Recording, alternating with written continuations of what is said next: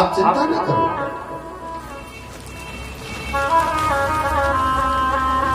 विदे प्राज्ञ महाभाग बदनो बदतावर सत्यै ग्रहागतायै स दक्ष किं करोत् ततः। इधर तपस्या पूरी हुई तो नारद बाबा ने हाथ जोड़कर कहा, पिताजी विदे प्राज्ञ महाभाग, हे ब्रह्मा बाबा आप तो महाभाग हैं। बदनो बदताम्रः, मुझे सुनाइए आगे क्या हुआ। दक्ष किम करो, दक्ष ने क्या किया फिर। ब्रह्मा बाबा ने कहा, नारद दक्ष को पता चला कि मेरी बेटी की तपस्या पूरी हुई, आकाशवाणी भी हो गई, तो दक्ष अपने घर ले आया बेटी को और शिवजी के साथ विवाह करने का विचार किया।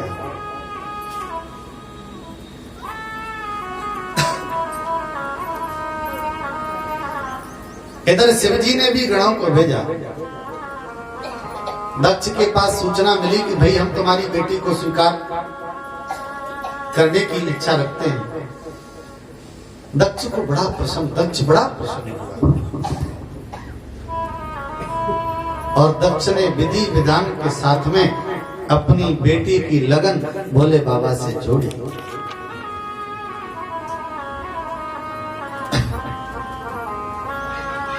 उदवाह विधिना सोपि पाणिं जग्राह हर्षित दक्षायण्या भरतनोस्त दानी वृषभध्वज। पावन श्रोताओं, बड़ा सुंदर विधि विधान के साथ में उद्वाह हुआ विवाह का। भोले बाबा और माता सती का सुंदर विवाह हो रहा है और उस विवाह में सबसे पहले कन्यादान हुआ।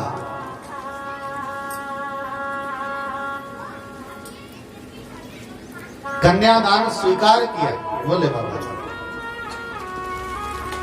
पर यहाँ एक और कथा आती है।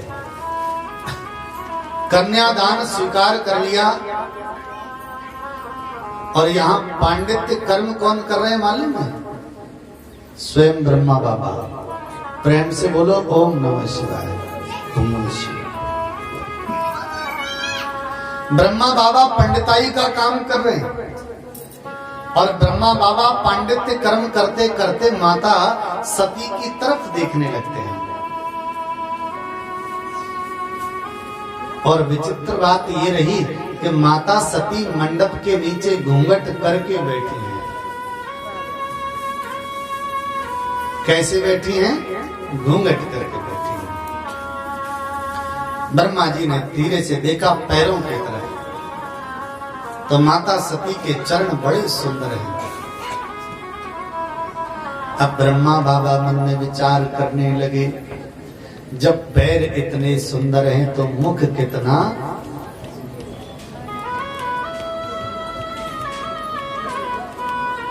अब तो ब्रह्मा जी बार बार खड़े होते हैं, इधर बैठते हैं उधर बैठते हैं, कहते हैं कि तुम इधर खिसक जाओ तुम उधर खिसक जाओ। सब काम हो रहे हैं पर मुख नहीं दिख रहा। और जितना ज्यादा विलंब हो रहा है, देखना जितना ज्यादा विलंब हो रहा है उतनी उद्विग्नता बढ़ती चली जा रही है। प्रेम से बोलो। पांडित्य कर्म करने वालों के पास में बड़े बड़े भाई उपाय होते हैं, ध्यान रखना। एक जगह विवाह हो रहा था, सो दूल्हे को किसी ने भड़का दिया कि तुम्हारी मैडम की एक तरफ की आंख है ही नहीं। तो बोले तुम्हारे घर वालों को सबको पता है, पर वो मामला सेटमेंट का है। अब दूल्हे की तो खोपड़ी खराब, अब मंडप के नीचे किसी दूल्हा को पता लग जाए तो वो तो यही जुगाड़ में रहेगा कि बोले पहले मुंह देख ले, भामर बाद में पड़े, ना हो तो फिर बाद में। अब दूल्हे ने तमाम उपाय किए, जब तो मामला गड़बड़। लड़की बेचारी सीधी थी, गांव की लड़की जो वो तो लंबा घूंघट करके बैठी थी। अब दूल्हा ने चारों तरफ देखा तो पंडित जी नजर आए। पंडित जी से धीरे से बोले, प्रभु 500 रुपए ले लो पर मुंह दिखवा दो। पंडित जी बोले, इधर सरकाओ, 500 देखते। 500 रुपए धीरे से आगे जेब में पहुंच गए। पंडित जी ने धीरे से कहा, भैया एक काम करो, रात के 12-1 बज रहा है, दोष लग रहा है, और दोष लग रहा है तो पति पत्नी के जीवन में थोड़ा व्यवधान होगा, इसलिए एक काम करो, थोड़ा प्रकाश बढ़ाओ, लाइट वाइट लगाओ और एक थाली में जल ले आओ। अब सब लोगों ने सोचा भैया कुछ होता होगा, तो पीतल की थाली में चकाचक पानी भर के आ गया, लड़की के सामने थाली रख दी और कहा, बेटा इसमें मुंह देखो, ये नियम होता है। अब दूल्हे राजा से कह दी, बोले थाली में देख ले कि आंखें है कि नहीं। बेचारे ने ऊपर ऐसे, लड़की ने बेचारे ने धीरे ऊपर ऐसे पल्लू सरकाया, थाली में वो झांका से दूल्हा को 2 आंखें चमक गई। बोले पंडित जी भले ही 500 और ले लो, अब टेंशन फ्री है। ये नियम बड़े सुंदर हैं। अब ब्रह्मा जी मन में सोच रहे हैं कि जब पैर इतना सुंदर है तो मुख कितना सुंदर होगा। बहुत उपाय किए पर कोई उपाय काम नहीं कर रहा। अब सोच रहे हैं कि क्या करें, तो ब्रह्मा जी ने भी उपाय लगाया।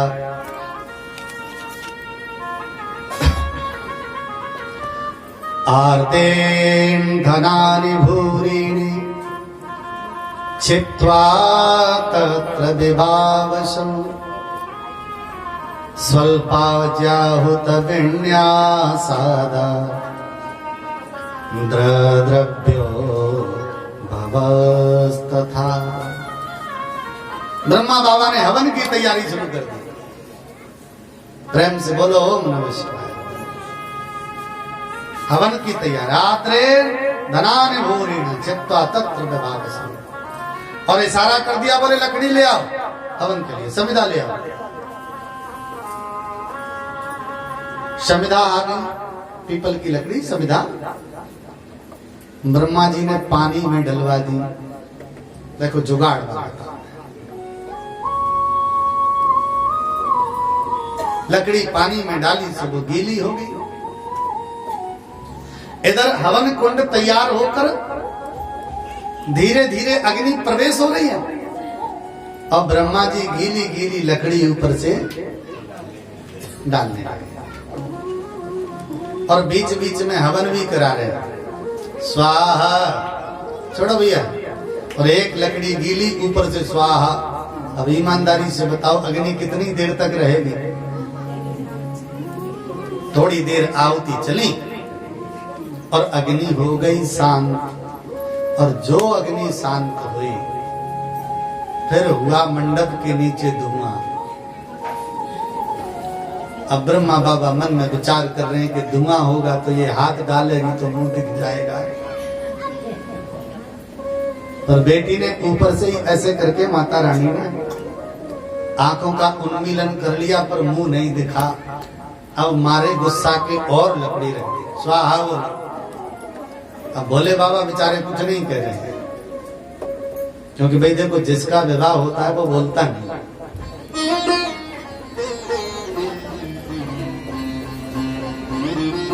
क्यों?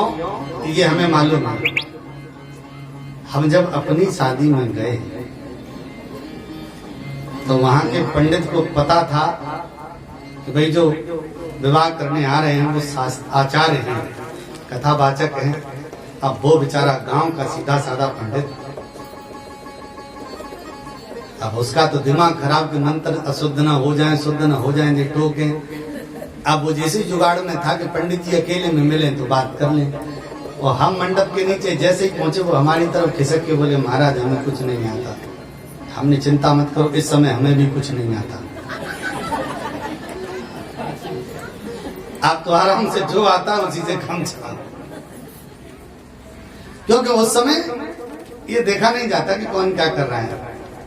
भोले बाबा आनंद ले रहे हैं, ससुराल में बैठे बैठे स्वाहा चल रहा है, धुआं ही धुआं हो रहा है। और इतना धुआं हुआ कि भोले बाबा की दोनों हाथ आंखों पे लग गए और आंखों में धुआं भरा तो भोले बाबा आंखें मीड़ ली।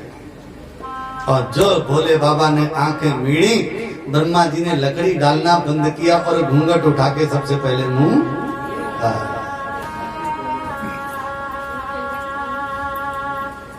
प्रेम से बोलो ओम नमः शिवाय।